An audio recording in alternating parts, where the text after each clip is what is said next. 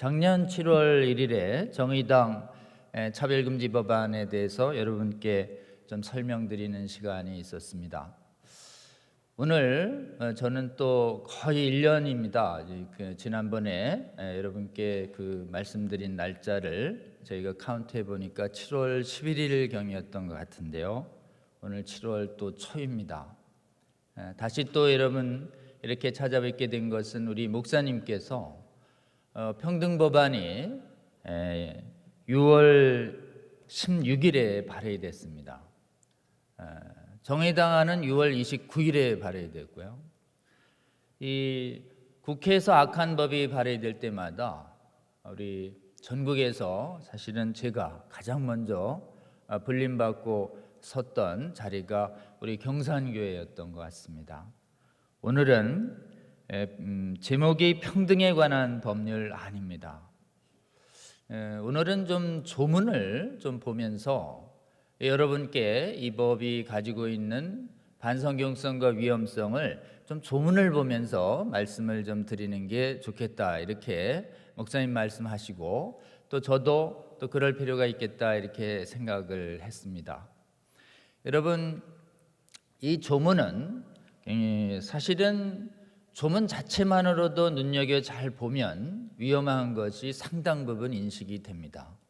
그러나 조문은 겉으로 보기에 굉장히 정의롭고 선한 모습으로 되어 있습니다. 일종의 조문은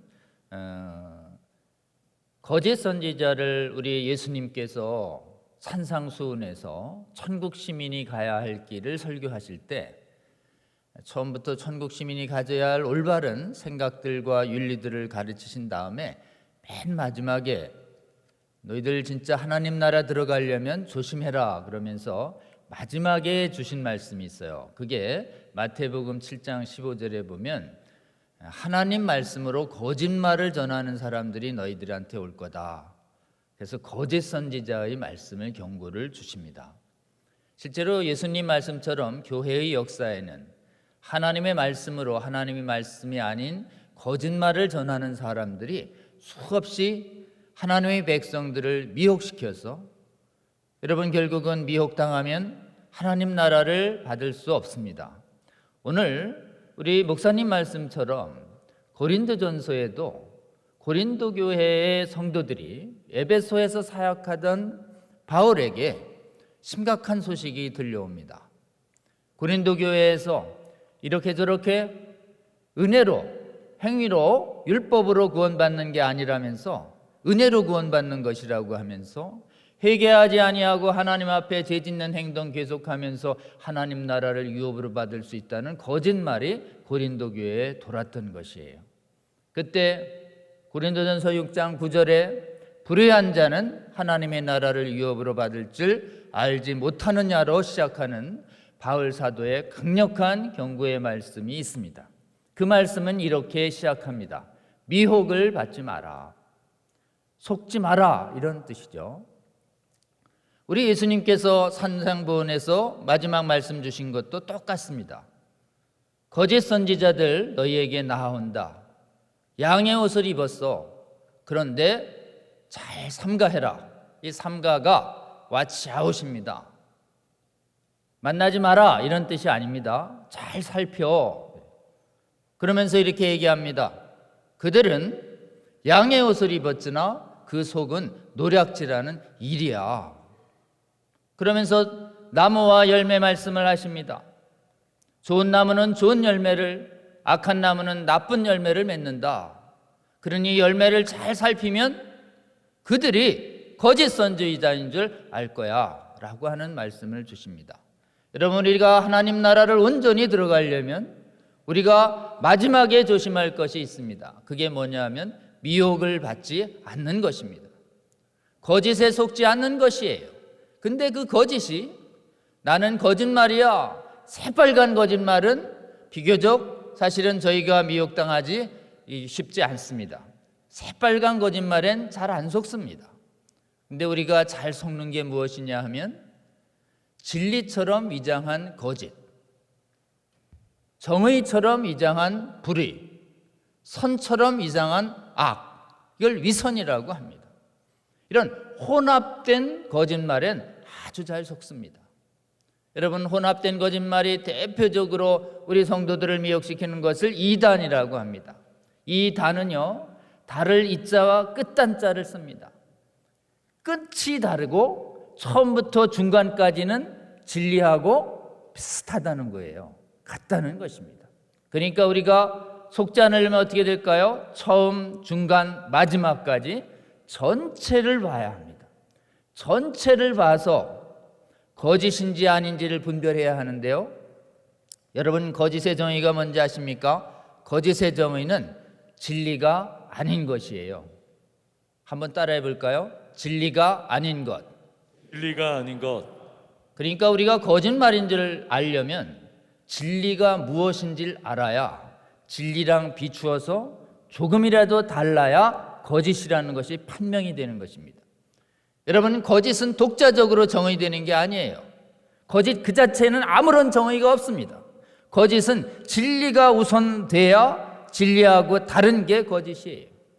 그러니까 여러분, 우리가 미혹당하지 않으려면 무엇이 거짓인지를 먼저 아는 것이 아니라 무엇이 진리인지를 먼저 알아야 하는 것이에요. 내가 진리를 모르는 상태에선 이것이 거짓인지 아닌지 분간하고 분별할 길이 없는 것입니다. 여러분, 이걸 일생 동안 기억하십시오. 내가 무엇이 진리인지를 먼저 알지 않고서는 여러분에게 분별력이 없다는 것을 분명히 인식해야 합니다. 아멘.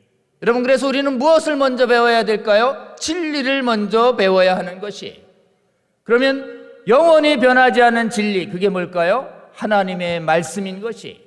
아멘. 여러분, 우리가 하나님의 말씀 위에 굳게 서지 않으면 우리는 미혹당하기가 아주 쉽습니다. 진리와 거짓이 뭔지 모르지만 일단 들어보지 뭐. 일단 들어보자. 이야, 그럴듯한데? 아우, 내가 이해가 돼.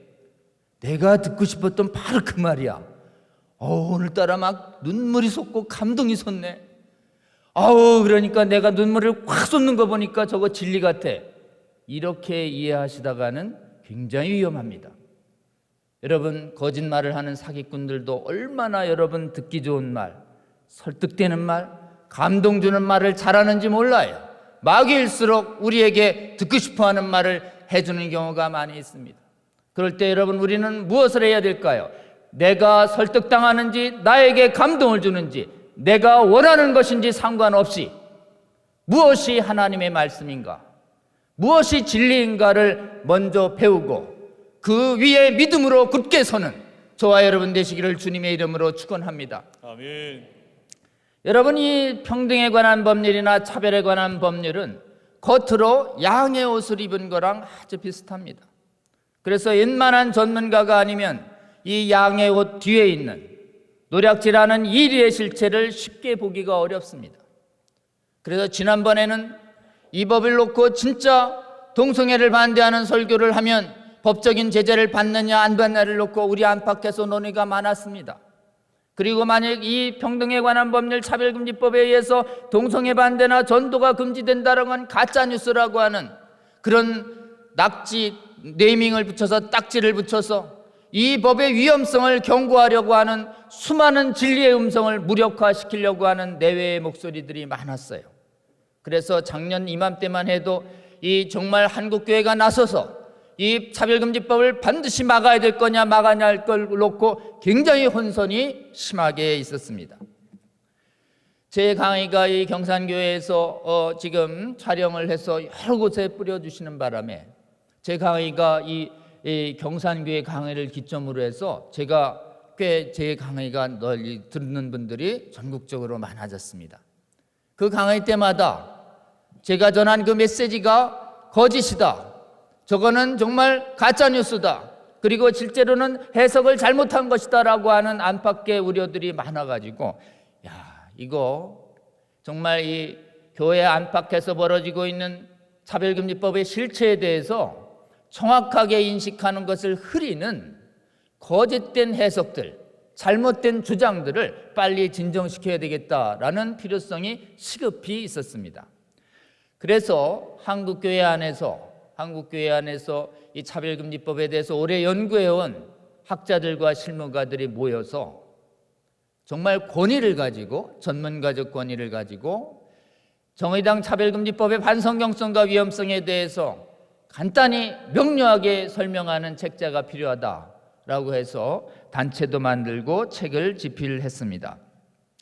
작년 7월에 차별금지법을 막아서는 교회 안에 법률가 모임이 만들어졌는데 그 법률가 이름이 복음법률가회입니다. 복음법률가회에서 그 당시에는 일단 11분의 이름으로 급히 공동집필을 해서 정의당 차별금지 법안의 반성경성과 위험성이라는 책자를 긴급하게 저희가 냈습니다. 그리고 이 복음법률가회에서 집필을 11명이 공동으로 집필했어요. 그 11명의 이름 중에는 최대권 서울대 교수, 음선필 홍익대 헌법교수, 명재진 헌법학 교수, 이상현 교수를 비롯해서 검사와 판사 경력이 있는 전문성을 가진 다수의 법학자들이 11명의 이름을 올렸습니다. 저도 거기에 이름을 올렸습니다. 여러분, 이렇게 권위자들의 이름으로 이렇게 정확한 위험성을 해석해내자 자기 이름을 밝히지 아니하고 무조건 평등법 괜찮다, 포괄적 차별금지법 괜찮은 거야 라고 하는 얘기들이 서서히 사라져 갔습니다. 그리고 나서 종교계의 우려를 고려해서 종교단체의 동성애 반대 설교는 괜찮다라고 하는 걸 가지고 국가인권위원회 위원장이 안심시키려고 했습니다. 그리고 그 민주당의 이상민 의원이 차별금지법을 발의할 텐데 거기는 종교단체를 우려해서 종교단체 예외조항을 두겠다라는 제스처를 잠깐 취했었습니다. 그러다가 시한이 하나 나왔는데 그 종교단체 예외조항을 저희들이 뜯어보니 정말 허구적이고 정말 말장난이었어요. 실제로는 그 조항이 있어도 절대 우리의 종교의 자유가 보장되지 않는다는 것을 확인하고 복음법률가에서 이상민 의원이 준비 중인 그 안은, 이 문안이 작년 10월 달에 나왔었습니다. 12월에. 이 문안이 6월 16일자로 발의는 됐지만 이 기초문안 중에 종교단체 예외 조항이 있던 조항이 작년 12월 말에 있었는데 거기는 종교단체를 안심시키려고 하는 문안이 들어가 있었어요. 근데 저희가 그 문안도 우리 종교자유를 안전하게 지킬 수 있는 것이 아니다라는 공동 설명을 발표하고 반대 의견을 분명히 하자 이번에는 아예 작심하고 종교단체 예외 조항 빼버리고 4가지 영역에서는 괜찮아요 이랬는데 4가지 영역이 아니라 모든 영역도 금지한다 이렇게 하는 아예 최종안으로 나온 평등 법안은 대놓고 사적 영역이든 교회 영역이든 그리고 종교단체에 아무런 예외도 없이 동성애와 성별 전환을 반대하는 의견을 표시하면 강력한 법적 제재를 가하겠다라고 하는 선전포고성 법안이 발의가 된 것입니다. 여러분, 그래서 이 법은 세계에서 발의된 평등 및 차별금지 법안 중에서 가장 금지 영역이 무제한적으로 넓고 종교단체의 예외 조항도 없는 그야말로 신앙의 자유를 노골적으로 뺏겠다라고 하는 하나님의 교회를 대적을 하려고 하는 노골적인 음모를 명백히 한 정말 악성 법안이다라고 하지 않을 수가 없습니다. 여러분, 이 법에 대해서 좀 제가 법률안을 한번 띄워주시면, 본문안을 한번 띄워주시면 제가 이 법의 겉의 모습 좋아 보이지만 그 법에 들어있는 숨어있는 실상들을 여러분하고 한번 짚어보도록 이렇게 하겠습니다. 1조에 보면 목적이 있고요, 2조에 보면 총칙이라는 것이 나오고 3조에 용어의 정의가 나오며 4조에 차별금지 개념이 나옵니다. 여러분, 1, 2, 3, 4조 중에서 제일 위험한 조문이 4조입니다. 4조 보면 이게 차별이다라고 되어 있습니다. 근데 이 4조의 2항에 보면 이 법에서의 차별이라는 조항이 2조의 총칙조항과 똑같이 되어 있어요. 이 4조의 차별금지, 이걸 차별로 봅니다 라는 조항을 한번 제가 읽어보겠습니다. 이 법에서의 차별이란 고용제와 용역 공급이나 이용, 교육, 공공서비스 제공, 이용 등 이래 되어 있는데요, 이 고용, 이건 고용 일자리입니다. 재화, 용역, 공급, 이용, 여기는 경제를 말해요. 재화, 용역, 공급, 이용. 교육, 그 다음에 공공서비스. 그래서 4대 영역이라는 게 보통 고용경제교육, 국가행정을 말합니다. 고용경제교육, 국가행정. 원래 이 네 영역만 잡아도 사회의 전반을 다 잡습니다. 그런데 이번에 어떻게 되어 있는가? 등 해놓고 모든 영역 이렇게 되어 있습니다. 이 모든 영역으로 되어 있으니 차별금지법을 적용되는 영역이 사적인 영역까지 가는 것이에요. 사적 영역은 어떠냐? 식사하게 모인 사적인 대화 모임에도 이 법이 적용됩니다. 동창회에도 적용돼요. 여러분 가정에서의 훈육에도 적용됩니다. 모든 영역이니까요. 그래서 여러분이 모든 영역에서 이 법이 차별이 되는 거냐 안 되느냐를 여러분들이 의식하고 조심하면서 살아야 하는 사회생활 전 영역의 차별금지 영역으로 여러분의 자유를 뺏겠다는 의도를 아주 노골화한 것입니다. 그 다음에요, 차별금지 사유가 21가지가 언급이 됩니다. 차별금지 사유가 21가지가 언급이 되는데 1번이 성별이에요. 성별. 이건 남녀를 의미하는 것처럼 되어 있지만 전혀 그런 게 아닙니다. 이때의 성별이라고 하는 것은 앞에 3조의 성별의 의미가 나오는데요, 3조의 정의조항에 1항의 성별은 여성, 남성, 이게 차별금지법이 없으면 성별은 여성과 남성 딱 둘이죠. 인간을 지으시되 남자와 여자로 지으시고 창세기의 성별하고 우리나라의 헌법의 성별이 똑같습니다. 그런데 차별금지법에서 말하는 성별은 남성, 여성, 그 외에 분류하기 어려운 성, 그 외의 성이 있다는 것이에요. 이 성이요, 그럼 3가지냐? 그런 게 아닙니다. 인간이 만들어낸 대로 계속 확장 중이에요. 지금 뉴욕에서 인정하는 제3에 분류할 수 없는 성은 30가지가 넘어가고 있습니다. 그냥 마음대로 만들면 분류할 수 없는 성이 된다는 것이에요. 이게 무슨 의미인가 하면요, 남자와 여자 이외에 제3의 성을 인정 안 하면 차별이 될 수 있다라고 하는 것을 이거에 명시해 놓는 것입니다. 이 개념이 뭐냐 하면 인간이 만들어낸 성이라는 젠더라는 개념을 여기에 들어온 것입니다. 남자와 여자를 의미하는 영어 용어는 섹스예요. 근데 사람이 성별을 마음대로 결정할 수 있다는 것에서 만들어진 성을 의미하는 용어가 뭐냐면 젠더입니다. 여러분, 이 젠더라는 용어는 비판을 위한 목적으로는 쓰면 안 됩니다. 굉장히 거짓을 담고 있는 독약 같은 용어이기 때문에 그렇습니다. 여러분, 이들이 동성애 정당화 이데올로기가 언어학을 장악을 했는데요, 언어학 중에서 아주 애매하고 모호하면서 그 안에 거짓이 들어갈 수 있는 걸 섞어 놓는 희한한 언어들을 만들어냅니다. 그것 중에 하나가 이 분류할 수 없는 성이라는 젠더 개념이고요.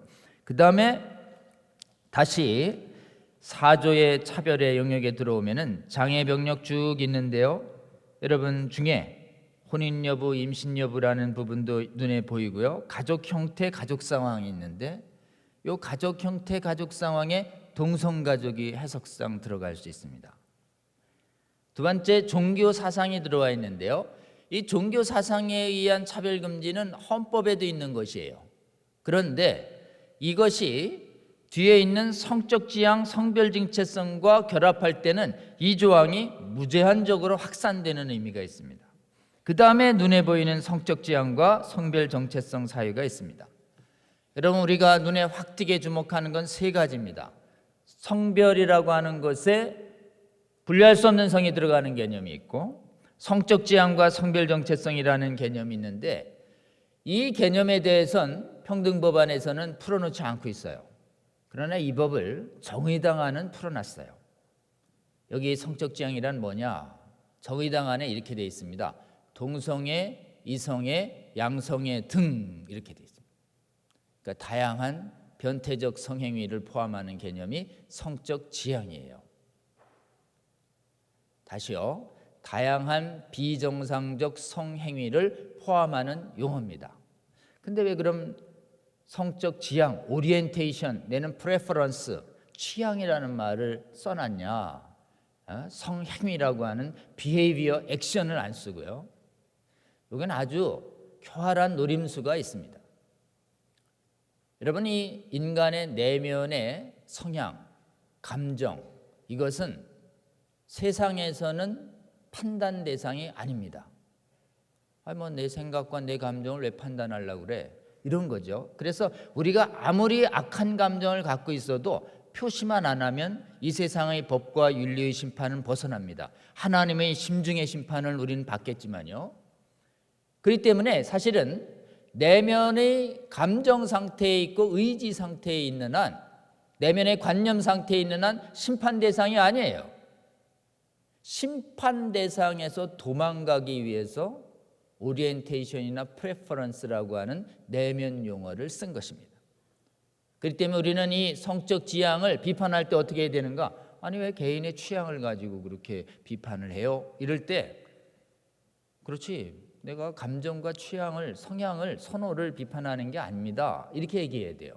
그럼 우리는 이거를 성적 지향이라는 용어가 심판을 피하기 위해서 만들어낸 용어이기 때문에 우리가 하나님의 기준대로 반대하기 위해서는 이 취향을 반대하는 것이 아니라 뭘 반대하는가? 동성성행위라고 하는 인간의 행위를 반대해야 합니다. 그러니까 우리가 반대하려는 대상을 취할 때는 어떤 말을 써야 되느냐 하면 동성애라고 하는 줄임말을 쓰는 것이 아니라 동성성행위, 이런 말을 써야 됩니다. 한번 따라해 볼까요? 동성성행위. 우리나라의 헌법재판소가 동성성행위를 이렇게 평가합니다. 성적 지향은 이렇게 안 해요. 그리고 성적 감정은 이렇게도 안 합니다. 우리나라 헌법재판소가 분명히 평가하기를 동성성행위는 선량한 성도 등에게 반하는 비정상적 성적 만족 행위다라고 해서 헌법재판소는 아예 행위를 딱 뒤집어내는 것입니다.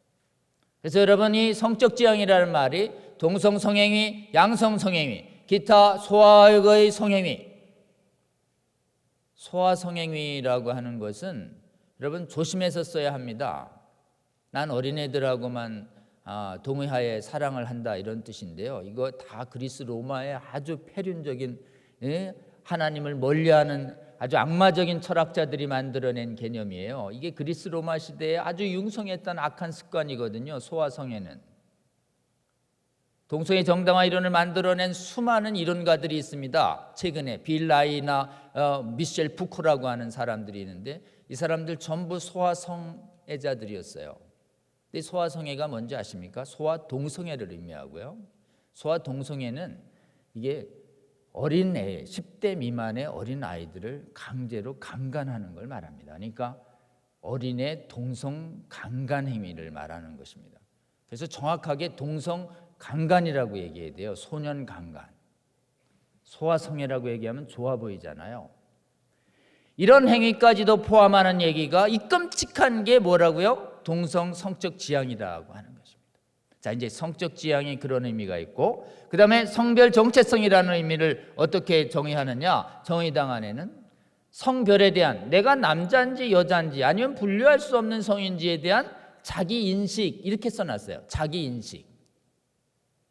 남자와 여자가 내 생각으로 결정된다는 뜻이에요. 자기 인식. 남자와 여자가 자기 생각과 전혀 관계없이 타고난 유전자와 육체적 염색체로 결정되는 것이지 자기 인식하고 전혀 상관이 없는 거거든요. 근데 자기 인식으로 결정한다, 이런 젠더 개념이 성별 정체성이라는 개념에 정의당 안에 풀어져 있습니다. 그러니 정의당 안하고 같이 맞물려서 보지 않으면, 또 하나 성적 지향이 가지고 있는 심판을 피해 나가는 교활한 언어 조작의 의미를 보지 않으면 이 법의 의미가 법문 가지고는 해석이 되지가 않는 것입니다. 자, 이런 것 이유로 이래서 등자도 해놨어요. 등자. 그런 다음에 개인과 집단을 분리구별, 제한, 배제하거나 분리하게 대하는 행위를 말한다. 분리구별, 제한, 배제, 분리하게 대하는 행위. 한마디로 얘기해서 그냥 반대한다, 이런 뜻입니다. 분리구별, 제한, 배제, 분리하게 대하는 행위. 동의하지 않는다, 이런 얘기를 말하고 있는 것이. 근데 여러분, 이 분리구별, 제한, 배제, 분리하게 대하는 행위로 모자라가지고 이번에 아예 뭐로 해놨는가? 4조 4항에 보면 괴롭힘을 차별로 본다라는 조항을 넣어놨습니다. 문제는 이 괴롭힘의 조항이 가장 독소 조항입니다. 괴롭힘. 이 괴롭힘을 뭐라고 정의했는지 3조로 가면 있습니다. 3조의 7호에 보면 괴롭힘이라는 조항이 있습니다. 3조 7호. 3조의 7호에 보면 괴롭힘을 차별로 본다. 괴롭히진 말아야지. 이게 일견 옳은 말 같죠. 근데 이 괴롭힘이라는 말 속에는 무서운 의도가 들어가 있습니다. 괴롭힘에는 이렇게 정의가 되어 있습니다. 개인 집단에 대해서 다음 강목의 행위로 신체 정신 고통을 주는 행위, 이래 되어 있죠. 여러분, 신체적 고통을 주는 행위는 이건 폭력에 해당돼요.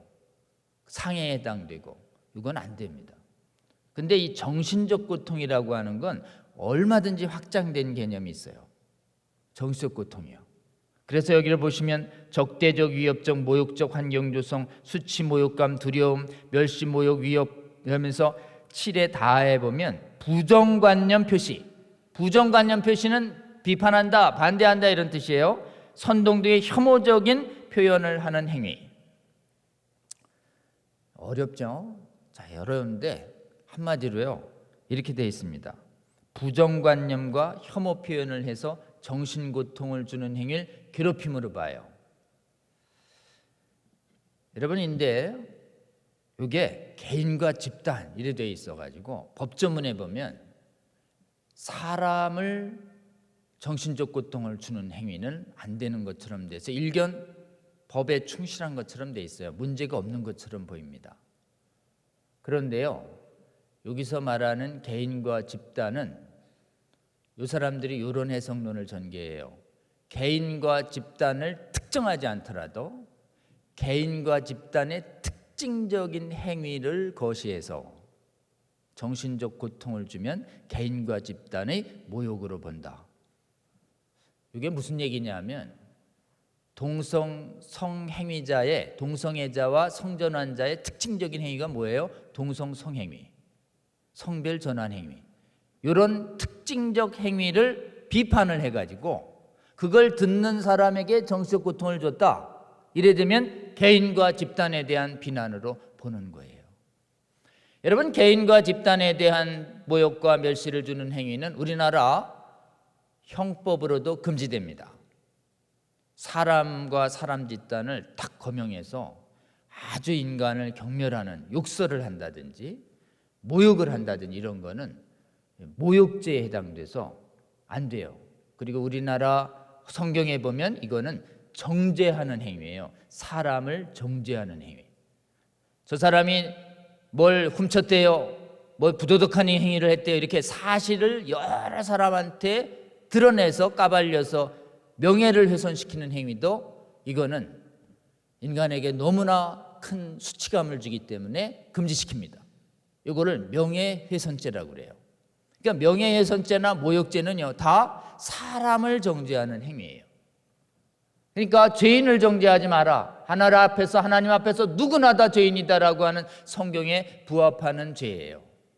그런데 우리 하나님께서는 죄인은 정죄하지 말고 사랑하라고 하시면서 죄는요, 죄는 하나님은 조금도 멀리 하시고 죄는 미워하십니다. 죄는 혐오하십니다. 그래서 십자가는 두 가지 의미가 있죠. 죄인을 끔찍히 사랑하셔서 아들을 예수 그리스도를 십자가에 죽여서까지도 구원의 길을 열겠다라고 할 정도로 죄인을 끔찍히 사랑하시는 우리 하나님. 그러나 우리의 죄를 그냥 용서할 수 없기 때문에 아들로 하여금 우리 죄를 전가받아서 대신 십자가에서 죽여가서까지 우리 죄를 반드시 없애려고 하시는, 죄를 미워하시는, 죄를 반드시 심판하시는 하나님이시요. 그러니까 우리 하나님은 성경의 대원칙이 있어요. 죄라고 하는 인간의 잘못된 행위는 철저히 분리, 구별, 배제. 죄라고 하는 행위를 의로운 행위와 거룩한 행위와 철저히 분리, 구별, 배제를 합니다.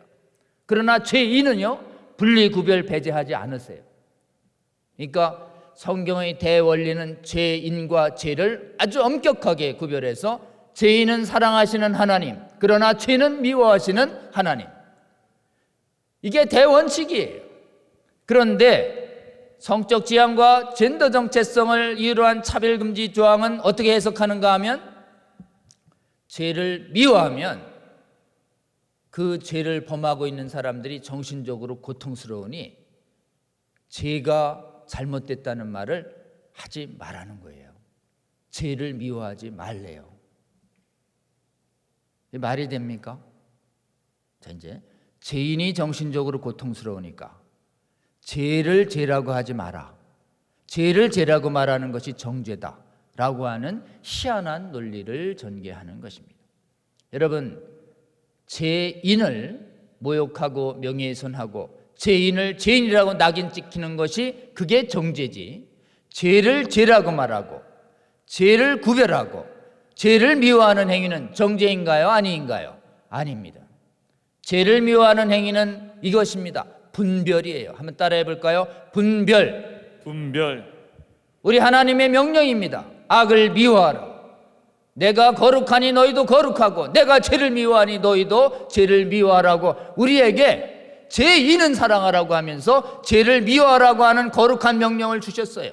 그런데 이 차별금지법이 제정되면 어떻게 되는가? 정신적 고통을 받았다는 이유로 해서 진리를 말하는 것에, 진리를 말하는 것 그 자체가 나에겐 정신적으로 고통이 되니 진리를 말하지 말라고 하는, 이런 악을 미워하라고 하는, 악을 악이라고 하는, 죄를 죄라고 말하고 하는 하나님의 말씀을 그대로 말하는 것을 차별로 몰아서 못하게 만드는 이런 결과가 초래됩니다.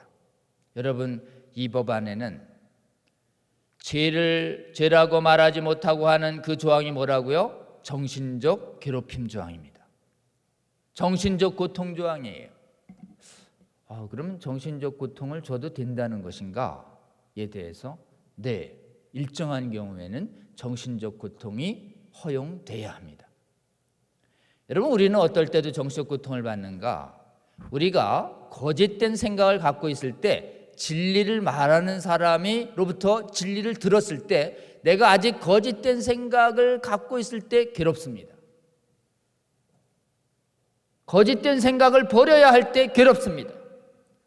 그리고 이 거짓된 생각이 다시 눈에 띄어서 내가 거짓되고 잘못된 삶을 살아왔다는 것이 빛 가운데 드러났을 때 우리는 우리의 정신과 마음이 깨어져서 이것으로부터 돌이키려고 하는 정신적 고통을 겪습니다.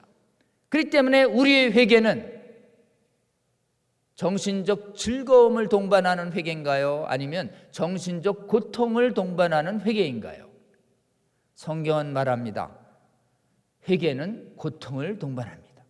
그렇기 때문에 통회라고 하는 것입니다. 고통스러운 회개. 한번 따라해 볼까요? 통회. 통회. 그럼 우리가 괴롭힘을 주지 않고 회개시킬 수 있습니까? 괴롭힘 주지 않고 회개할 수 있는 방법이 있나요? 난 회개하는데 너무 즐거워. 저기서 나간 거 아닙니까?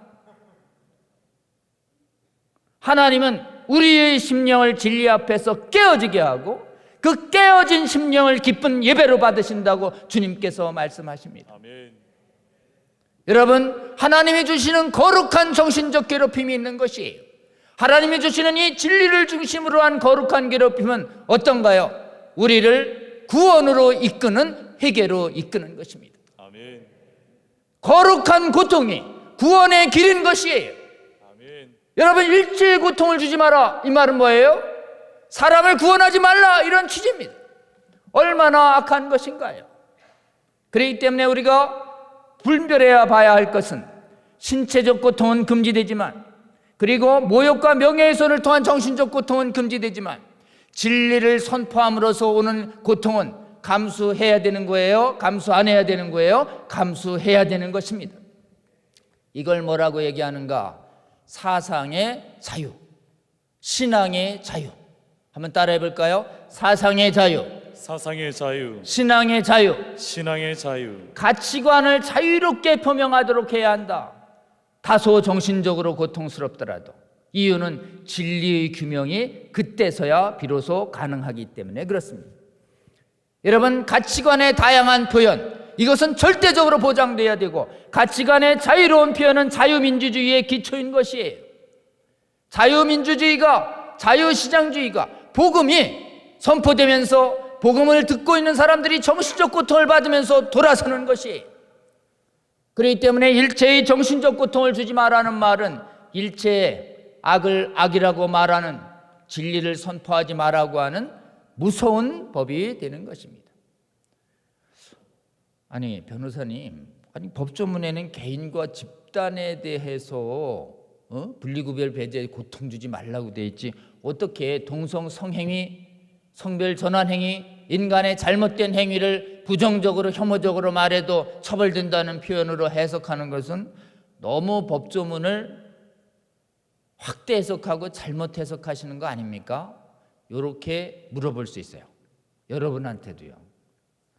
이 평등법안의 가장 큰 폐해는요, 동성 성행위와 창조 질서를 반하는 성별 변경 행위를 하나님의 진리에서 반대한다, 동의하지 않는다, 그건 죄다 라고 하는 부정적 관념을 표시해서 정신적 고통을 주면 그것이 차별이다 라고 돼 있는데, 아니요, 법조문 보세요. 개인과 집단으로 돼 있잖아요. 왜 행위에 대한 평가를 그렇게 확대 해석하고 그러세요? 이렇게 얘기하면 여러분이 진짜로 알고 있는지 테스팅을 하는 것이에요.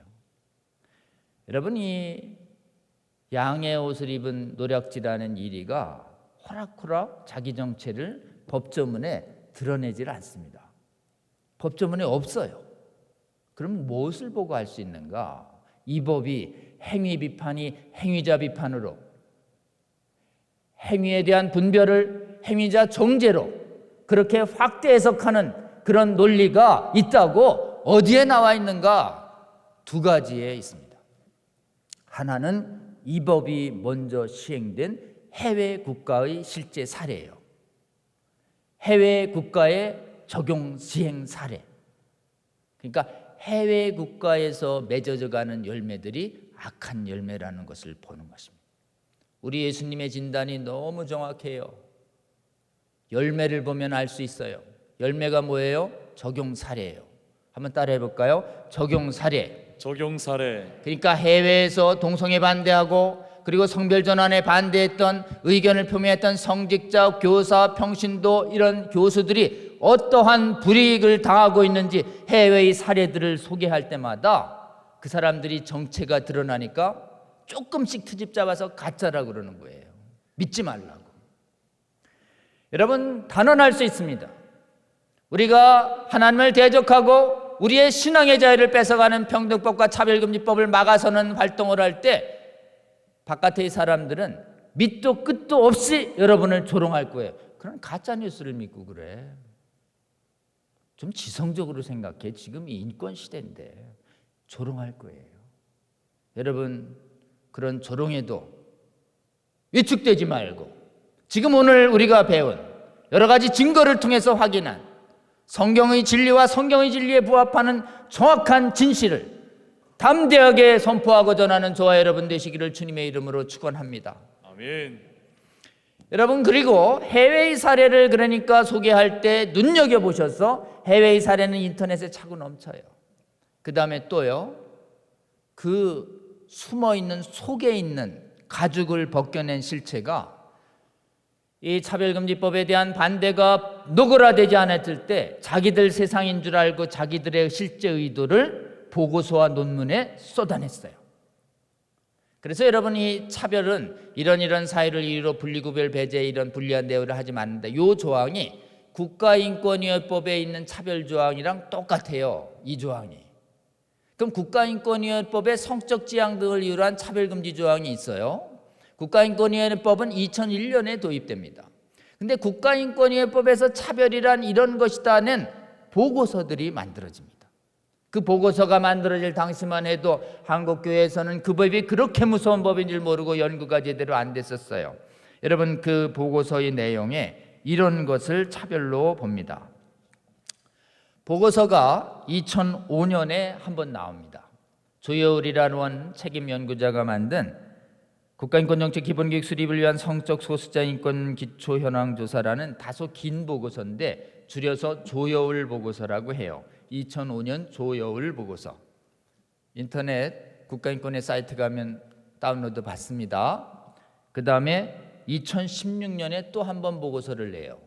이 법 제정에 앞장서고 있는 숙명여대 홍성수라는 법대 교수가 만든 홍성수 보고서라는 보고서가 있는데 혐오 표현 실태조사 및 규제 방안 연구일에서 2016년 홍성수 보고서로 기억하시면 됩니다.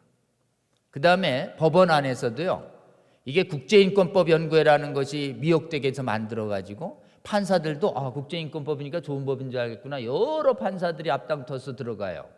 그 연구회 회장하시던 분이 지금 대법원장 되셨는데, 그분이 회장 되시고 나서 두 번의 학술대회를 여는데 둘 다 차별금지법과 성소수자에 대한 내용이에요. 전부 차별금지법 제정하라는 보고서만 딱 두 번 열어요. 그때 기저발제 논문도 홍성수가 씁니다. 거기에 이런 걸 차별로 봅니다. 요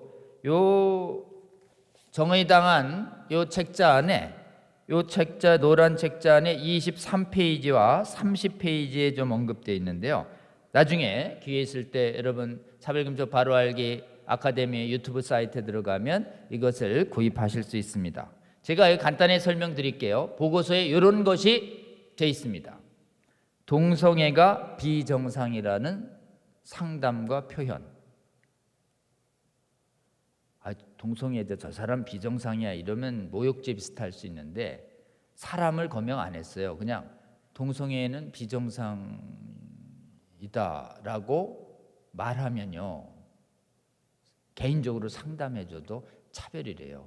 정신적 고통을 받았기 때문에.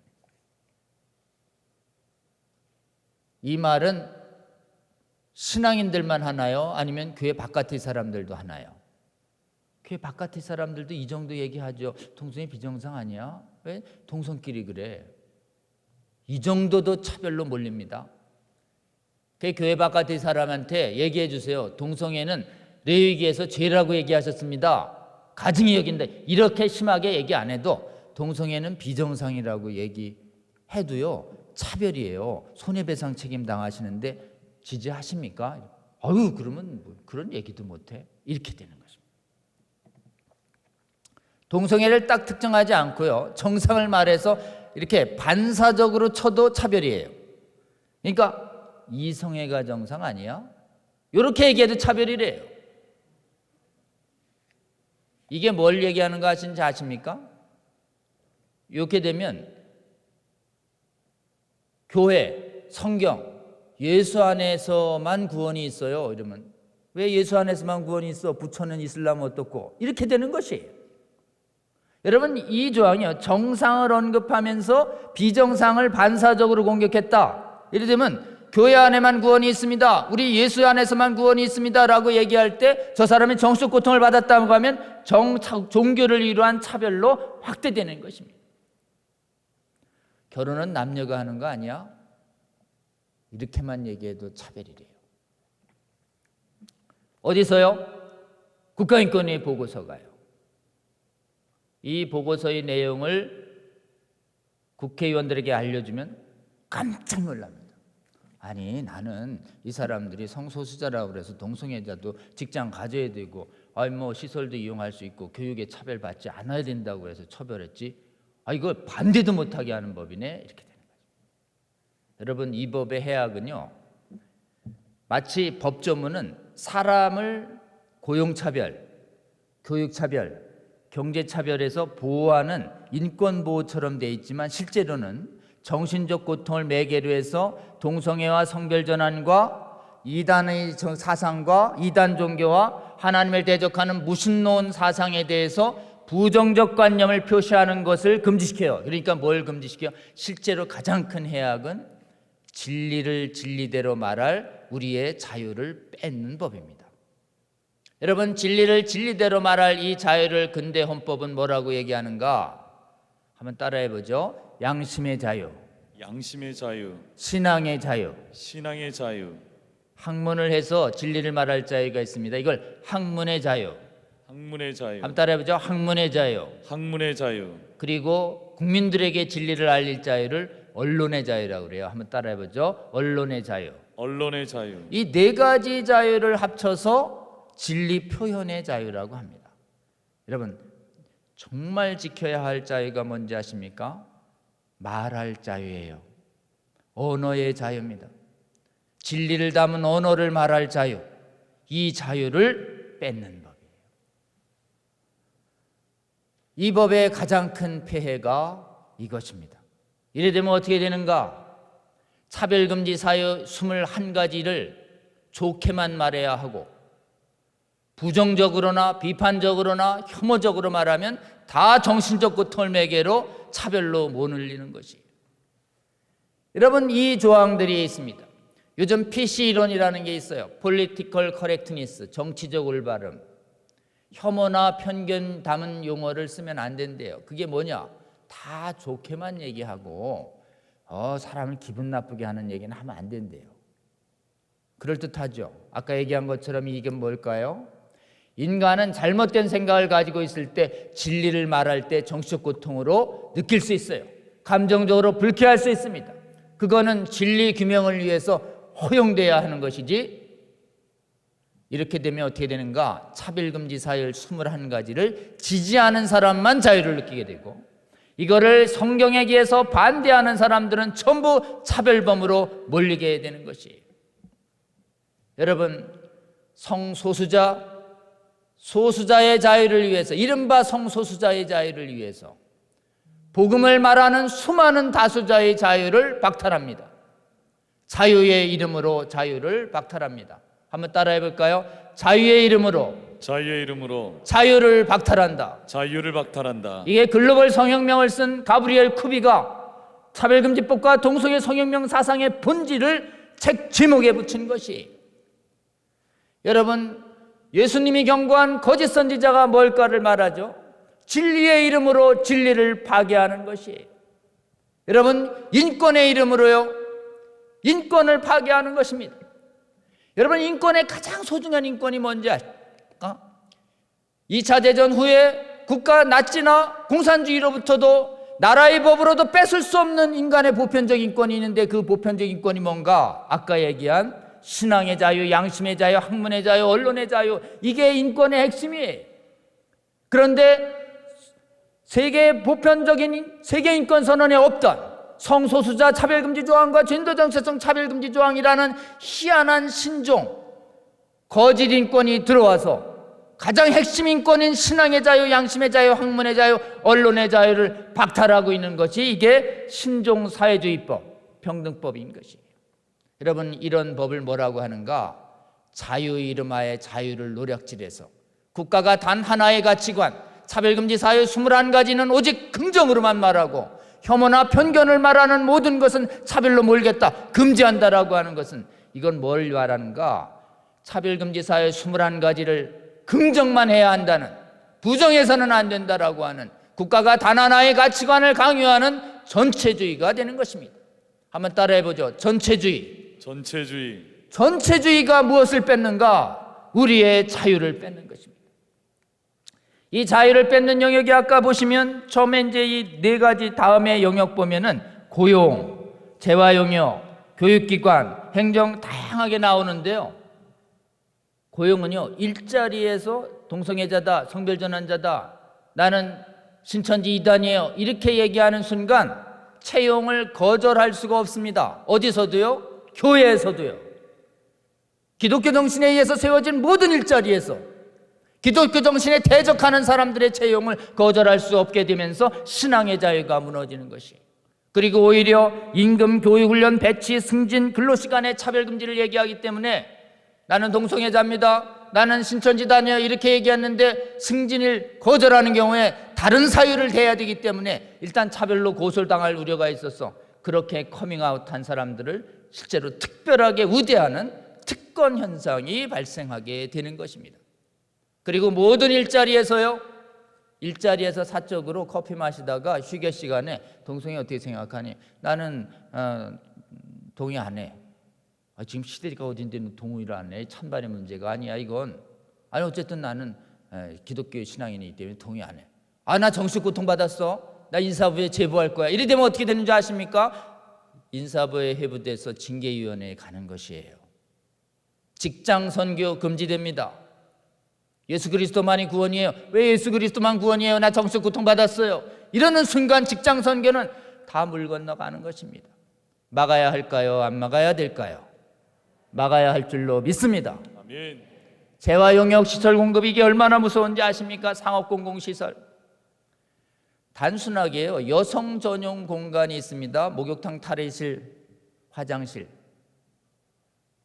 젠더가요, 내가 육체적으로 남자인데 나는 오늘부터 여성으로 인지할래, 이러면 여성으로 해주라는 것이에요.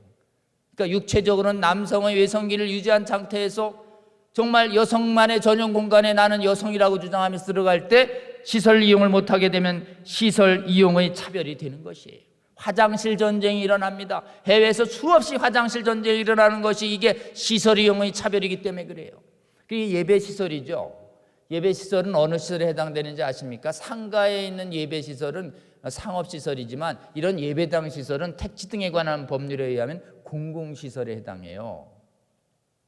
이 예배시설 이용자분인 여러분들께서 동성애 반대하는 저의 설교나 목사님의 설교에서 정신적 고통받았다, 시설 이용자 차별이 되는 것입니다. 의료 서비스 차별은요, 성전환 수술해달라고 할 때 크리스찬 의사가 거절을 못해요. 낙태를 해달라고 할 때 거절을 못합니다. 탈동성애 상담, 트랜스젠더 상담, 탈트랜스젠더 상담 얘기하면 거기에서 부정적인 얘기를 하기 때문에 전환 치료가 금지되는 것이에요. 치료 자체도 못하게 해주는 것이 26조의 방송 서비스 차별이 있습니다.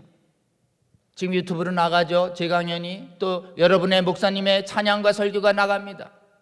그 숱한 인터넷 정보 서비스의 방송 서비스에 있어서 동성애 반대, 성별 전환 반대, 이단 반대, 유물론 사상 반대, 정신적 고통 줬다 그러면 다 차별이 되는 것이에요. 실제로는 26조 때문에 정신적 고통을 받았다는 사람의 숫자가 기하급수적으로 늘어납니다. 뒤에 보면 알겠지만 손해배상을 청구할 수 있어요. 반복하는 경우에 1인당 최소 500이에요. 그러면 우리 경산교회 동성애 반대 설교를 듣고 수많은 사람들이 정신적 고통받았다고 한 다음에 어느 변호사가 저에게 위임장 주면 1인당 500만 원 받아드릴게요 라고 얘기할 때 100명, 1000명, 10,000명, 10만 명 모일 때 이 손해배상액이 5억, 50억, 500억, 5천억씩 늘어나는 것입니다. 이 엄청난 집단소송 앞에서 안전한 교회는 없는 것이에요. 문화 등의 차별도 마찬가지입니다. 실제로 가장 큰 피해는 교육입니다. 신학교에서 동성애 성별 전환자의 신학교 입학 거절이 못 되고 유치원부터 시작해서 모든 대학교 대학원에 이르기까지 29조 3항이요. 성별을 이유로 한 개인 집단 혐오 편견을 포함하거나 교육하는 행위가 금지됩니다. 여러분, 이 법 중에 가장 미래에 우리에게 악영향을 주는 조항은 총칙조항 빼고 뽑으라면 저는 29조를 뽑겠습니다. 유치원에서부터요, 대학교까지 동성애가 괜찮다고 가르치고 비정상적 성행위가 괜찮다고 가르치고 성별 전환이 괜찮다고 가르칩니다. 그러면 신앙적 신념을 가진 교사와 학생들이 나는 괜찮지 않다, 위험하다고 가르치겠다 라고 할 찬반의 자유가 보장만 돼도 낫습니다. 근데 정당화 교육만 허용되고 비판하는 교육, 동성애와 또는 성별 전환에 대해서 의학적, 객관적인, 도덕적인 위험성을 경고하는 모든 내용들은 다 혐오 편견 교육으로 몰리게 되는 것이에요. 그러니까 어떻게 돼요? 유치원부터 시작해서 대학원을 졸업할 때까지 이 법이 시행되면 우리의 미래 세대는 동성애가 위험하고 잘못된 것이며 성별 전환 위험하고 잘못된다는 소식을 한 번도 못 듣고 졸업하는 것입니다. 그렇게 되면 어떻게 하는가? 생각이 바뀌어요. 우리의 자녀들과 손자 세대의 거룩함을 지켜낼 수가 없습니다. 실제로 이 법이 시행된 나라에서는 성별 전환을 희망하는 사람들의 수가 수천 %가 늡니다. 장로 권사님, 목사님 자정에서 동성애자 나오고 레즈비언 나오고 성전환자 나오고 내가 존경하고 사랑하는 사람들이 그렇게 그것이 괜찮다고 얘기하기 때문에 하나님의 거룩한 말씀을 가르칠 수 없게 되는 것입니다. 막아야 될까요? 안 막아야 될까요? 특히 교육 현장의 독재가 심해지면서 미래 세대가 의식적으로 세뇌당하기 때문에 우리 미래 세대는 영생을 잃어버리는 것입니다. 여러분, 차별의 구제 이름 하에 누구나 진정하고 국가가 비용을 대고 차별을 주장하는 사람이 정신적 고통만 주장하면 고통을 줬다고 지목된 사람이 정당한 사회를 입증해야 하며 임시조치로 시정과 중단을 요구하고 지연하는 지연배상을 하기 때문에 권리구제라는 이름 하에 엄청난 강제력으로 우리로 하여금 동성애나 창조질서에 반하는 행위를 인정하고 수용하고 반대하지 못하도록 아예 입에 재갈을 물리는 법입니다. 여러분, 이 법을 통과되면 실제로는 우리도 이렇게 얘기할 수 있죠. 나는 동성애를 찬성하고 성별전환을 찬성하는 너 얘기를 들으면 내가 정신적 고통을 받았어. 그러니 우리가 이 법을 통해서 권리구제도 요구할 수 있는 거 아닌가? 이렇게 생각하시는 건 순진한 것입니다. 이 법은 공평한 것처럼 되어 있지만 강자와 약자 논리를 내세워서 그동안 기독교인들은 강자의 위치에 있었기 때문에 성소수자가 개독교라고 얘기하는 건 차별이 아니고 동성애자가 죄인이라고 말을 하는 기독교인은 차별이라고 하는 것이에요. 이걸 뭐라고 하는가? 우리 쪽 진영만 인권이 있고 너희들은 인권이 없는 거야 라고 하는, 이걸 당파적 인권이라고 합니다. 한번 따라해 볼까요? 당파적 인권. 당파적 인권. 여러분, 당파적 법률, 당파적 정의, 당파적 진리, 흔히 얘기해서 내로남불이라고 하는 것이죠. 이거는 누가 하는 것인가? 사단이 하는 짓입니다. 여러분, 사단은 법률가입니다. 사단은 하나님 앞에서 고소하는 자예요. 근데 하나님의 말씀 가지고 고소해요. 근데 그 하나님 말씀 가지고 자기는 절대 돌아보지 않습니다. 흠 있는 남만 때려잡는 데 쓰는 게 사단이에요. 그러니까 당파성의 반대말은 뭐냐면 공정입니다. 공정. 하나님의 말씀은 공정해요. 편파성이 없는 것입니다. 근데 사단의 법은 편파적인 것이에요. 이 법은 대표적인 편파적인 법입니다. 이 편파성을 가지고 무엇을 노략질하나요? 우리의 학문과 신앙과 양심과 언론의 자유를 노략질해서 우리로 하여금 마음대로 진리를 말할 이 자유를 뺏는, 우리로 하여금 스스로의 검열을 통해서, 법을 통해서 우리의 자유를 스스로 뺏기게 만드는, 우리를 노예로 만드는 법인 것이에요. 여러분, 이 법 통과되면 동성애와 성별전환과 성경을 믿고 말하는 모든 사람들은 눈치를 보면서 성경에 있는 것 중에 말해도 되는 것만 말하고 말하면 곤란한 것들은 말하지 못하게 되는 것이에요. 진짜 악을 미워하는 하나님의 말씀을 전하지 못하는 전도금지법이 되는데 우리 막아야 될까요? 안 막아야 될까요? 막아야 할 줄로 믿습니다. 아멘. 두 번째요, 우리의 자유를 뺏어서 노예로 만드는 법이 첫 번째고 노략질합니다. 두 번째는 이 법이 정당화되면서 동성애와 성별전환 행위로 인해서 수많은 육체적, 정신적 건강을 잃어가는 사람들이 생깁니다. 하나님 말씀 어기면 죽습니다. 죽어가는 것이, 거짓말을 믿고 따르면 육체의 건강과 영혼의 건강이 죽어가는 것이, 그러니까 어때요? 건강을 노략질하는 법이에요. 그 다음 세 번째는요, 우리가 소중히 여기는 재물도 노략질해 갑니다. 수많은 차별금지 소송으로. 근데 진짜 노략질하는 게 뭘까요?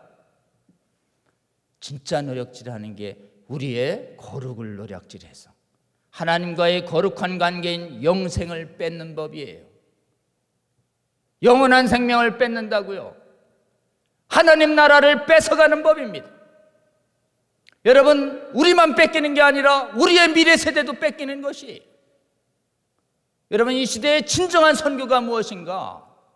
복음을 못 들은 사람한테 복음을 전해서서 구원으로 이끄는 것도 선교지만, 거짓 때문에 이 정말 동성애를 괜찮다고 하고 성별전환을 괜찮다고 하는 거짓 복음을 전하는 자들 앞에서 영생을 잃어가고 있는 수많은 사람들을 구해내는 것도 이 시대의 진정한 선교라고 저는 굳게 믿습니다.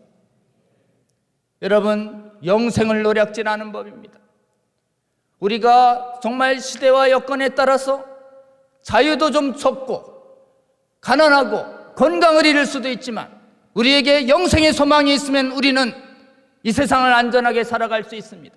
그런데 우리에게 자유가 있고 우리에게 건강이 있고 재산이 있는데 영생을 잃으면요, 다 잃는 거 아니겠습니까?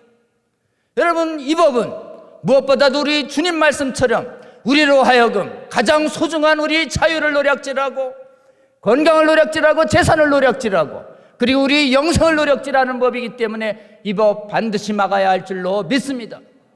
정말 이 법을 막아서는 일은 우리 주님 말씀처럼 watch out, 잘 살피는 것입니다. 이처럼 우리가 조문을 하나하나 보면서 실체가 무엇인지 열매를 보면서 하나하나 학습하는 강연회와 학술대회나 이런 학습 모임을 통하지 않고 우리가 정확히 미혹당하지 않을 수 있는 방법이 없는 것입니다. 전국에 있는 수많은 한국의 교회들이 우리 경산교회를 본받아서 작년에도 그랬듯이 평등법 바로 알기 운동이 활발히 일어나야 할 줄로 굳게 믿습니다. 아멘. 여러분, 유튜브에서 저희가 차별금지법 바로 알기, 평등법 바로 알기 아카데미 채널을 계속 열어서 강의를 제공합니다.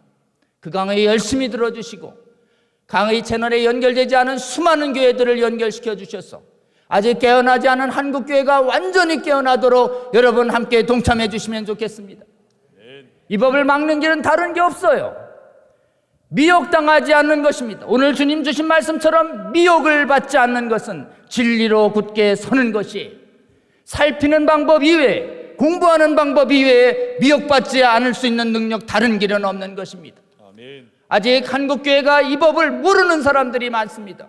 알 수 있도록 먼저 깨어난 저와 여러분이 아직 깨어나지 아니한 한국교회의 많은 성도들이 완전히 깨어날 때까지 끝까지 깨어내는 활동 그치지 않는 저와 여러분 되시기를 주님의 이름으로 축원합니다.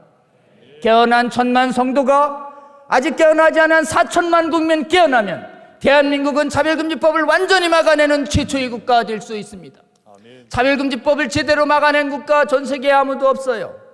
이 정도의 소득에서 이 정도의 복음화율을 가지고 있는 국가에서 차별금지법 대치가 15년 동안 계속되고 있는 나라는 오직 대한민국뿐입니다. 여러분, 대한민국이 이 법을 막아내려면 한국의 교회가 이 법을 놓고 찬반으로 분열되지 않도록 올바른 진실 위에 굳게 서서 거룩한 연합을 이뤄서 한 목소리로 반대하는 거룩한 연합활동이 일어나야 할 줄로 믿습니다. 아멘. 여러분, 한국교회의 거룩한 연합을 위해서 기도해 주십시오. 아멘. 여러분, 분열은 오직 거짓이 초래합니다. 올바르게 복음적 진리를 알면 분열되지 않습니다. 아멘. 우리 경산교회처럼 평등법의 무서운 반성경적 실체와 자유침해적 실체를 분명히 알아서 한국교회는 거짓말에 휘둘리지 않는, 분열되지 않는 한국교회 될 수 있도록 여러분 꼭 기도해 주시면 좋겠습니다. 아멘. 그리고 깨어난 국민들과 성도들이 같이 우리 목사님이 모범을 보여준 것처럼 우리 지역의 국회의원들은 우리가 잡는다. 국회의원들을 깨어내야 합니다. 국회의원들을 찾아가서 이 반성경적이고 반국가적이고 반미래적인 이 평등법 반드시 막아달라고 국회의원들의 이성과 양심을 깨우는 저와 여러분 되시기를 주님의 이름으로 축원합니다. 아멘. 여러분, 마지막으로 해주실 것이 있습니다. 정말 하나님의 신비로운 도움이 없으면 이 법은 못 막아냅니다. 무엇보다도 학술대회 열어서 찬반 토론하는 것이 중요한 것이 아니라 정확한 진실을 강연을 통해서 들은 다음에 우리 하나님께 합당하게 한국 교회와 대한민국을 불쌍히 여기시고 정말 음란으로 거짓으로 가서 영생을 잃는 이 죽음의 길에서 돌이킬 수 있게 해달라고 우리 하나님, 우리 대한민국 교회와 국가를 불쌍히 여기시고 자비를 베푸셔서 우리를 도와달라고 울부짖는 우리 금요성령 집회의 기도회처럼 전국의 교회에서 이렇게 하나님께서 우리를 신비롭게 도우시도록 울부짖는 기도회가 계속 일어나야 할 줄로 믿습니다. 아멘. 먼저 하나님의 나라와 하나님의 거룩을 구하는, 우리 먼저 하나님 나라보다 우리를 먼저 구했던 우리의 잘못된 것을 통회하고 하나님 앞에 매달리며 대한민국과 교회를 구해달라고 하느니 울부짖는 기도회가 전국적으로 일어나야 할 줄로 저는 굳게 믿습니다. 아멘. 여러분, 전국교회에 기도의 불길이 일어날 수 있도록 기도해 주십시오. 그리고 먼저 모범을 보여주시고 그리고 다른 교회를 도전해 주시기 바랍니다. 아멘. 여러분, 이 법 인간의 힘으로 막을 수가 없습니다. 하나님께서 도와주셔서 깨어나 일어나야 되고, 주님의 몸된 교회에서 수많은 동성애 정당화 사상을 맞서는 전문가들이 일어나야 하며, 깨어난 일반 성도들이 정말 주님의 성도 위에 믿음 위에 굳게 서서 조롱을 견디며 담대히 깨어나지 않은 성도들과 국민들을 깨어내는 그런 일들이 있을 때에만 우리는 이 법을 성공할 줄로, 이 법을 막아내는 걸 성공할 줄로 믿습니다. 아멘. 여러분, 저들은 우리를 조롱할 것이에요. 여러분, 조롱을 견디는 힘을 달라고 기도해 주시는 저와 여러분 되시면 좋겠습니다. 아멘. 여러분, 우리가 근거를 가지고 담대히 말해서 정말 하나님과 예수님의 말씀을 담대히 전해서 조롱에도 불구하고 진리를 선포하는 하나님의 진리의 음성이 편만한 대한민국 돼서 진리를 전하는 목소리가 사라진, 평등법으로 진리를 전하는 전파하는 음행을 경고하는 목소리가 사라진 서구교회처럼 되지 않을 수 있도록 여러분, 한국을 위해서 기도해 주시는 저와 여러분 되시면 좋겠습니다. 아멘. 갈라디아서 5장 1절 읽고 제 강의를 마치겠습니다. 그리스도께서 우리를 자유케 하려고 자유를 주셨으니 그러므로 굳건하게 서서 다시는 종의 멍에를 지지 말라. 아멘. 아멘. 여러분, 주님께서 주신 이 진리를 말할 자유, 하나님을 자유롭게 예배할 자유, 예수 그리스도를 증언할 자유, 이 자유를 뺏으려고 하는 악법이 이 나라의 국회에 계류 중입니다.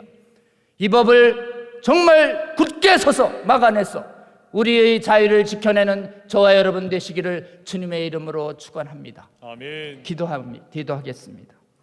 하나님, 감사합니다. 주께서 사랑하시는 경산중앙교회 성도들, 하나님, 평등법의 반성경속과 폐악성과 무서운 실체에 대해서 주님의 말씀에 의해서 분명히 알 수 있는 시간 주셔서 감사합니다. 하나님, 오늘 이 강의를 통해서 주신 주님의 올바른 진리의 지식과 올바른 빛의 진리를 우리의 영혼 속에 굳게 새겨지게 하여 주시옵소서. 그리하여 주님의 음성 따라 하나님, 이 진리를 말할 자유를 지켜내는 운동에 나설 수 있게 하여 주시옵소서. 무엇보다도 주님께 하나님 긍휼을 구하며 주님과 함께 동행하며 이 전쟁을 승리할 수 있도록 하나님, 기도하는 저희들 되게 하여 주시옵소서. 그리하여 하나님, 한국교회 1,000만을 깨어내고 5천만을 완전히 깨어내서 대한민국은 이 악법을 막아서는 최초의 거룩한 제사장 나라 될 수 있도록 축복하여 주시고, 이 악법 때문에 무너진 해외의 서구교회들 하나님, 재건을 돕는 데까지 주여 이 정상교회 성도들과 이 나라의 백성들과 교회들을 세계를 거룩케 하는데 하나님, 귀하게 사용하여 주시옵소서. 주님 다시 오실 그날까지 거룩한 전쟁 그치지 않는 저희들 될 수 있도록 주여 저희들을 붙잡고 동행하여 주시옵소서. 아멘. 예수 그리스도 이름으로 기도드립니다. 아멘. 아멘.